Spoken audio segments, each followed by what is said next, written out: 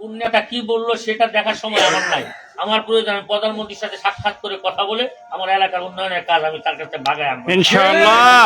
আমি এটা পারবো ইনশাআল্লাহ। আপনারা শুধু দোয়া করবেন। আর যে সমস্ত জায়গায় দুর্নীতিবাজরা গাপটি মেরে বসে আছে, সিন্ডিকেট শুধু সারের মধ্যে না, সব জায়গায় আছে, আমি জানি। এই সব জায়গায় সিন্ডিকেট ভাঙবো, কৃষকের জায়গা পণ্য কৃষকের হাতে সিন্ডিকেট মুক্ত কম দামে পৌঁছানোর ব্যবস্থা করবো ইনশাআল্লাহ। আমি সহজ সরল, এই সহজ সরলতার যদি কেউ সুযোগ মনে করেন যে এই সরলতার সুযোগ নিয়ে আমরা দুর্নীতি করব, ওই দুর্নীতি করবেন আমি বুঝবো না, এত সহজ সরল আমি না। বুঝি না এটা না, কিছু বলি না, এটা হলো চোখের লজ্জা। এতে তো লজ্জা থাকা উচিত যে দেশ এবং জাতির সাথে যদি আমরা গাদ্দারি করি, গরিব মানুষের সাথে যদি গাদ্দারি করি, আজকে না হয় আমি পার হলাম, আজকে চোখ বন্ধ হলে পরকালে আমার পার হওয়ার রাস্তাটা কি বলেন তো? রাস্তা আছে? চোখ বন্ধ হতে হবে কিনা সবার? সবারই যদি চোখ বন্ধ হতে হয়, চোখ বন্ধ হলে কি হয় এটা নিয়ে একটু গবেষণা করেন, একটু চিন্তা করেন। আপনার পূর্বপুরুষরা এই মাটির নিচে আছে, কালকে আমি আর আপনি ওই মাটির নিচে যাব, ওখানে কি হয় ওই খবরটা সাথে রাখেন যদি, তাহলে আমার মনে হয় না কেউ দুর্নীতি করতে পারে। দুনিয়া আপনার পেটটা কত বড়, কত খাইতে চান, কত খাইতে চান, কত প্রয়োজন? দুবেলা ডাল ভাত খায়া যদি দুনিয়া জিন্দিগি যাপন করা যায়, এটাই তো যথেষ্ট নাকি বলেন? আমরা খাওয়ার জন্য আসি নাই, খাওয়াইতে আসি নাই, আমরা এলাকার উন্নয়ন করতে আসছি, এলাকার মানুষের পক্ষে কথা বলতে আসছি। এলাকার মানুষ আমাদের সাথে আছে, আমরা মানুষের সাথে থেকে মানুষের ভাগ্য পরিবর্তনের জন্য যতটুকু চেষ্টা করার দরকার সর্বোচ্চ চেষ্টা এবং ত্যাগ স্বীকার করব। তারপরে ফুলপুর তারাকান্দা মানুষের 54 বছরে যে তাদের মুখে অন্ধকার ছিল, সে অন্ধকার মুখের হাসি ফোটানো ইনশাআল্লাহ। আপনারা শুধু দোয়া করবেন সবসময় ইনশাআল্লাহ। দোয়াটা করতে পারবেন না সবাই? শুধু একটা দোয়া করবেন, আল্লাহ যেন সুস্থ রাখেন, ভালো রাখেন, হিংসাকারীদের হিংসা থেকে, ফেতনাবাজদের ফেতনা থেকে আল্লাহ তাআলা আমাকে হেফাজত আমিন। আজকে আসার সময় দেখলাম ফেসবুকে এক লোকে লিখছে, মানে ওই গ্রুপের লোক, টিয়ার কাবিখা অমুক তমুক টাকাগুলো কোথায় কি করলেন, এটা আমরা জবাবদিহি চাই। এর মধ্যে নাকি দুর্নীতি হয়েছে, অনেক কিছু হয়েছে। আমি সে সমস্ত ভাইদেরকে বলি, আল্লাহর জমিনে যদি একজন মানুষ 1 পয়সা দুর্নীতি মুক্ত কাউকে খুঁজেন, সেই লোকটা আমার দিকে আয়েশা খুঁজে দেখে যান। আমি মোহাম্মদুল্লাহ 1 টাকা দুর্নীতি করার মতো মানুষ আমি মোহাম্মদুল্লাহ না। যদি কোথাও মনে হয় সন্দেহ, আপনি কি আমার কাছে আসেন, জবাবদিহিতা তো ফেসবুকে দেবো না আমি। আমার জবাবদিহিতা কি ফেসবুকে? আমার টোটাল কাজ যে উপজেলার থেকে যে টাকা আসছে, সেই উপজেলার থেকে সে কাজ গেছে, সেখানে আমার কোনো হস্তক্ষেপ, আমি কোথাও আমি হস্তক্ষেপ করি নাই। উপজেলা তাদের মাধ্যমে, আমাদের পরিচিত লোকদের মাধ্যমে তত্ত্বাবধানে আমরা সেই কাজগুলো করাইছি। 100% কাজ হয়েছে। 1 টাকা কাউকে খাওয়ার সুযোগ আমি মোহাম্মদুল্লাহ দিই নাই। যদি জানতে চান সাক্ষাতে আসেন, কথা বলে।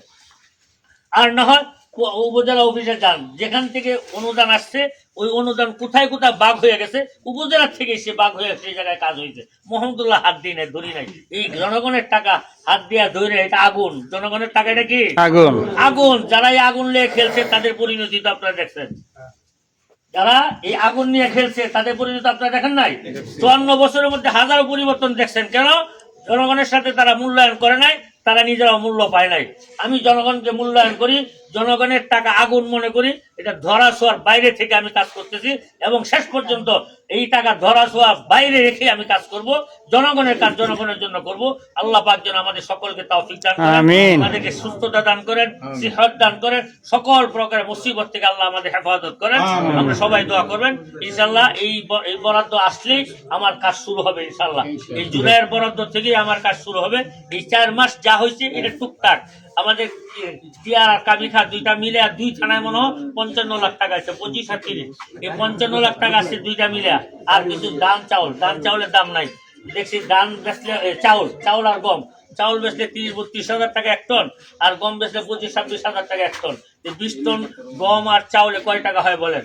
আমি যে কটা রাস্তা করছি, এই যে যারা আছে যারা করছে, আমি তারাকান্দায় প্রায় 27-28 লক্ষ টাকার কাজ করেছি, মানে 50%। বাকি কাজ আমার ফুলপুরে হয়েছে। কোন কোন কাজ হয়েছে এটা হয়তো আমি 2-1 দিনের মধ্যে কাজটা শেষ হলে আমি আপডেট দিব। 1 টাকা কেউ খাইছে এটা যদি কেউ প্রমাণ করে, তো আমার দলের লোক হলে আমি দলতে বের করে দিব, অথবা কোনো অন্য কেউ হইলে তাকে আমি এই কাজ থেকে তাকে দূরে সরাই দিব, আর কাজ করতে দিব না ইনশাআল্লাহ। আশা করি আমার সততা, আমার ন্যায় নিষ্ঠা আজকে শুধু নয়, আমি যেন কাল কিয়ামতের দিন আল্লাহর সামনে দাঁড়ায় এটা বলতে পারি যে আল্লাহ আমি ইনসাফের জন্য এটা করছি, আমি জানা আমাদের কোনো বেইনসাফি করি নাই। কাল কিয়ামতের দিনের জন্য কোনো জনগণ আমাকে আল্লাহর কাঠ করে দাঁড় করাতে না পারে, সেই চেষ্টা আমি রাখছি এবং রাখবো ইনশাআল্লাহ। দোয়া করেন। আসসালামু আলাইকুম ওয়া রাহমাতুল্লাহি ওয়া বারাকাতুহু। এলাকার সম্মানিত মুরব্বিয়ান কেরাম, স্কুলের হেডমাস্টার থেকে শুরু করে অন্যান্য মাস্টার মহোদয়, ওই এলাকাবাসী, আজানের টাইম হয়ে গেছে, কথা লম্বা করবো না, 2-3টা কথা ভালো করে খেয়াল করে শুনবেন। আশা করি ইনশাল্লাহ এই কথা থেকে আপনাদের বুঝে আসবে। 1 নম্বর কথা হলো, আমি নির্বাচনের আগেও কথা দিয়েছি, এখনও কথা দিচ্ছি, এই আল্লাহর জমিনে, আসমানের নিচে জমিনের উপরে যদি একজন ভালো মানুষ পান, যে সরকারি এবং জনগণের একটা টাকা আত্মসাৎ হবে না, নষ্ট হবে না, আশা করি সেই ব্যক্তি আমি মোহাম্মদুল্লাহরে আপনারা পাবেন আলহামদুলিল্লাহ। জনগণের একটা টাকা নষ্ট হবে আমার জানা মতে এটা আমি হতে দিব না। আমি তো খাবোই না, কাউকে খাওয়ারও সুযোগ দিব না। যে কারণে আমাদের এলাকার বিভিন্ন নেতা কর্মীরা আমার উপর অনেক বিরক্ত, অনেক রকমের। গত 4 মাসে ইউনো অফিসে, উপজেলা অফিসে সরকারি অনেক বরাদ্দ ছিল, সেই বরাদ্দগুলো কিন্তু আমি হস্তক্ষেপ করে নেই। আমি কোথাও বন্টনের মধ্যে হাত দিই নাই। কেন দিই নাই? যারা গত 1.5 বছর খায় অভ্যস্ত ছিল, তাদের লোলুপ দৃষ্টি ছিল এটার উপরে।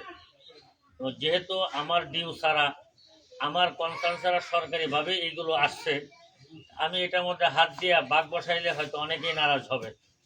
যে কারণে তারা তাদের মতো করে বিতরণ করছে, যে বিতরণটা আপনারা দেখছেন যে কোথাও সুষ্ঠুভাবে বিতরণ হয় নাই। 1 নাম্বার। 2 নাম্বার হলো যারা প্রাপ্য তারাও পায় নাই। এই কাজটা আগামী সামনে যা বরাদ্দ আসবে এটা আর কারো অন্য নামে আসবে না, আমি এমপির নামেই আসবে ইনশাল্লাহ। আর আমি সব দলমত নির্বিশেষে যে যে পাওনাদার, যে যে হকদার, আমি তার পর্যন্ত বিনা পয়সা পৌঁছে দেওয়ার চেষ্টা করব আলহামদুলিল্লাহ। এবং আপনাদেরকে বলবো, কোনো টিউবওয়েল আসলে, কোনো বাথরুম আসলে, অন্যান্য কিছু আসলে, কোনো নেতা, কোনো কর্মী যদি আপনাদের কাছে বয়স্ক ভাতা, বিধবা ভাতা, প্রতিবন্ধী, যত রকমের ভাতা ভোতা আসবে, যদি কেউ আপনাদের কারো কাছ থেকে টাকার অফার দেয় যে আমার 1000 টাকা দেন আমি কাট করে দিই, 2000 টাকা দেন কাট করে দিই, এই লিস্টগুলো আমাকে দিবেন। এগুলো সরকার, মাননীয় প্রধানমন্ত্রী জনগণের বিপদগ্রস্ত গরিব অসহায় মানুষের সহযোগিতার জন্যই এটা দেওয়া। এখান থেকে যদি যে 5000 টাকা পাবে, এর কাছ থেকে 2000 টাকা ঘুষ নেয়, তাহলে আর এই লোকের উপকার কি হলো? এই জন্য আপনাদেরকে বলবো, কেউ কাউকে 10 টাকা দিবেন না। কেউ যদি টাকা চায় আমাকে একটা নোট রাখবেন, মোবাইল নাম্বার রাখবেন, আমাকে জানাবেন, আমাদের নেতা কর্মীদের মাধ্যমে ডাইরেক্ট আমাকে, অনেকে ফোনে আমাকে পান তো না, মানে বাংলাদেশে আমার মতো সহজ এমপি আর আরেকজন নাই। আমার গ্রামের প্রত্যেকটা মানুষ, পুরা 2 থানার যে ফোন দেয়, 1বার 2বার হয়তো সংসদে থাকলে বা কোনো মিটিংয়ে থাকলে পায় না, কিন্তু আমি এটা ব্যাক করার চেষ্টা করি, সকলের সাথে কথা বলার চেষ্টা করি।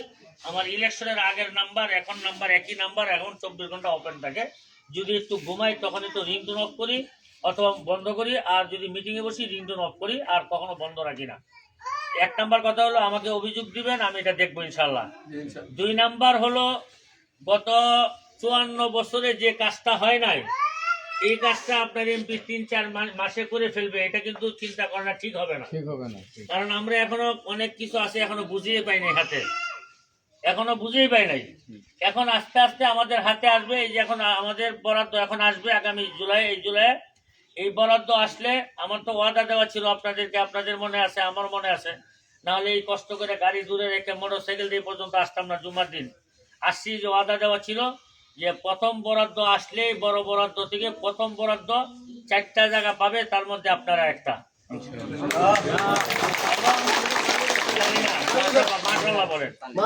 2 নাম্বার হলো, যে কাজটা আমি আপনাদের জন্য করতেছি, সেটা হলো আমি জান প্রাণ দিয়ে চেষ্টা করতেছি, 1000 লোকের সহযোগিতা নিব, রেল লাইনটা যেন আমাদের ফুলপুর দেওয়া হয়, এটা আমি ইনশাআল্লাহ। রেল লাইনটা কেন করব এটাও আপনাদেরকে বলি। আপনাদের গুপ্তরগাঁওয়ের যে এই কৃষি পণ্য, আপনাদের জন্য আমি 3-4টা উদ্যোগ নিয়েছি। 1 নাম্বার হলো হিমাগারের ব্যবস্থা।